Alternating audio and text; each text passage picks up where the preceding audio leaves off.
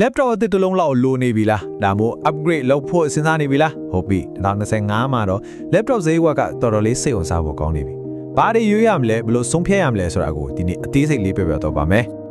အခုကဘယ်လိုချစ်နေလဲဆိုတော့ရွေးရခက်တဲ့အနေထားကြီးပါတစ်ဖက်မှာကအခုချက်ချင်းဝယ်လို့ရတယ် performance ကောင်းကောင်းနဲ့စိတ်ချရတဲ့ model တွေရှိတယ်နောက်တစ်ဖက်မှာကျတော့ဟိုးရှစ်မှာလာတော့မယ်အနာဂတ်နေပညာအသစ်တွေကလည်းလက်ရက်ခေါ်နေတယ်ဆိုတော့ဘာကိုရွေးကြမလဲကဲဒီမှာကြည့်လိုက်ရအောင်အခုချင်းစင်ဝယ်လိုက်မယ်ဆိုရင်တော့တန်တဲ့ဒီတွေတက်တက်ပြပေးတာ performance တွေကိုရမယ်ဒါပေမဲ့ခဏလောက်လေးစောင်းလိုက်မယ်ဆိုရင်ရော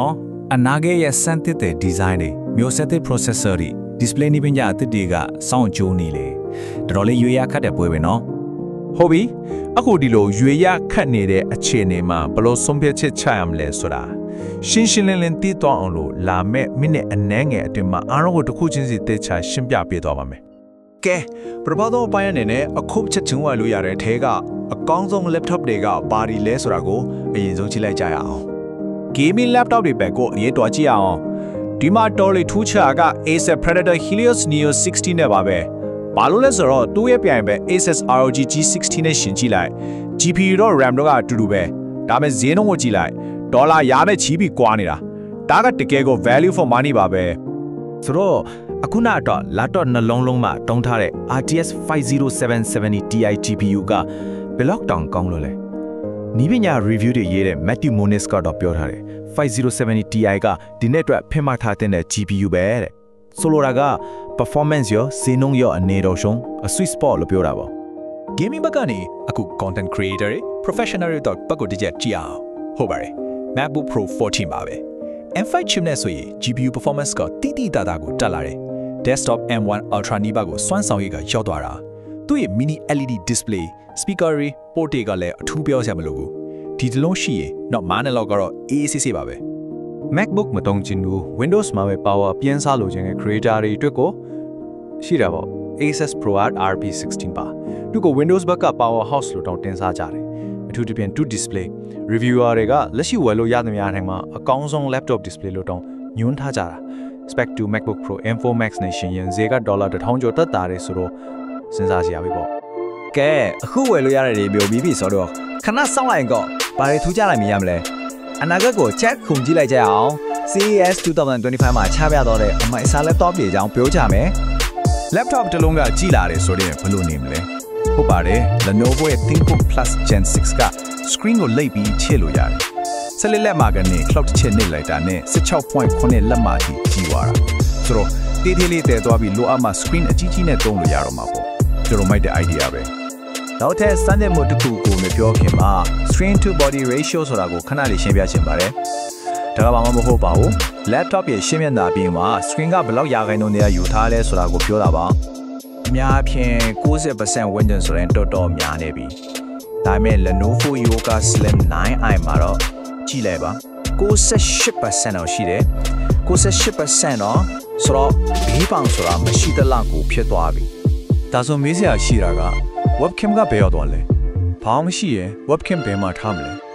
အဖြေကတော့ screen ရဲ့နောက်ကွယ်မှာထည့်ထားတာပါ screen အောက်ကို camera ကိုဖွက်ထားလိုက်တာဒါကြောင့်ဒီလောက် ratio မြင့်မြင့်ကိုရောက်သွားတာပေါ့ gamer တွေအထက်ကိုအနာဂတ်မှာဘာတွေလာမလဲ design ပိုင်းမှာ thoroughly ပြောင်းလဲလာတာကို Alienware Area 51 အတင်မှာတွေ့ရတယ်အယောင်ပြောင်းတဲ့ liquid chill အယောင်တို့နောက်ဘက်ကလေထုတ်ပေါက်ကိုအကြီးနဲ့လှုပ်ထားတာတို့မြောက်ပိုင်းလင်းတန်းလို့ lighting effect တွေနောက်ပြီးအောက်ဘက်မှာ Gorilla Glass နဲ့ပြင်းပေါက်လုပ်ပြီးအထူးက hardware တွေကိုမြင်အောင်လှုပ်ထားတာမျိုးတွေပေါ့ performance တင်မဟုတ်တော့ဘူးအမြင်ပိုင်းမှာပါလုံးဝ next level ဖြစ်လာတာဟုတ်ပြီဒီလိုအမိုက်စား design တွေတိုးတက်လာတဲ့ performance တွေရဲ့နောက်ကွယ်မှာဘာတွေရှိနေလဲသူတို့ကိုဖြစ်လာအောင်မောင်းနေပေးနေတဲ့နီးပညာတွေကြောင့်တစ်ချက်လိုက်လာကြအောင်အဓိကကျတဲ့နီးပညာအတစ်ခုကတော့ APU ပါ APU ဆိုတာ Accelerated Processing Unit ပေါ့လောလောပြောရရင် CPU ရဲ့ GPU ရဲ့အရင်ကတေးတန်းစီရှိနေတဲ့ chip နှစ်ခုကို chip တစ်ခုတည်းအဖြစ်ပေါင်းလိုက်တာပါပဲအဲ့ဒီ APU တွေထဲမှာမှအခုအရန်ကိုရေးပန်းစားနေတာက AMD ရဲ့ Strix Hero သူက Apple M series chip ရဲ့တကယ်ပြန်မှစလို့တော့တမန်တင်ချာဘာလို့လဲဆိုတော့သူက Zen 5 CPU နဲ့ RDNA 3.5 GPU core တွေကိုပေါင်းထားတယ်ပြီးတော့ GPU က system memory ရဲ့ 95%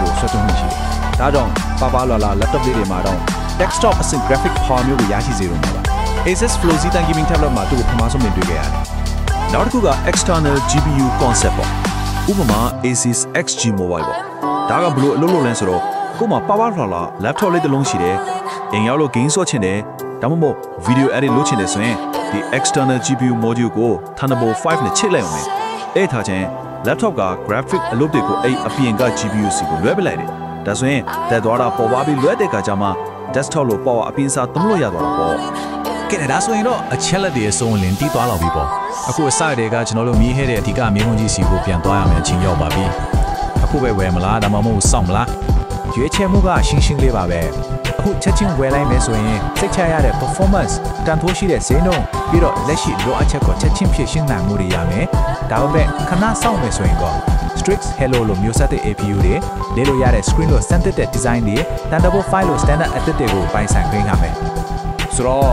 အကောင်းဆုံးရွေးချယ်မှုဆိုတာတရားနဲ့တယောက်တူမှာမဟုတ်ပါဘူး။အဓိကကတော့ကိုပါကိုပိုတန်ပိုထားတယ်ဆိုတာပေါ်မှာပဲမှုတည်နေတာပါ။ချက်ချင်းလက်ငယ်ရမယ်တန်ဖိုးလား။ဒါမှမဟုတ်အနာဂတ်မှာရလာမယ့်စမ်းသစ်တည်ထွင်မှုလား။အဲ့ဒီပေါ်မှာပဲမှုတည်ပြီးဆုံးဖြတ်ရမှာပါ။နောက်ဆုံးအနေနဲ့စဉ်းစားစရာလေးတစ်ခုထားခဲ့ကြပါမယ်။ laptop တွေကအခုဆိုရင်ကွေးလို့ရပြီလိမ့်လို့ရပြီ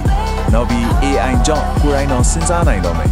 ဒီလိုဆိုရင်သူတို့တွေကနောက်တစ်ပါးဖြစ်လာနိုင်သေးတယ် personal computing ရဲ့အနာဂတ်ကဘယ်ကိုဥတည်နေလဲဆိုတာကတော့တကယ်ကိုစိတ်လှုပ်ရှားစရာပါ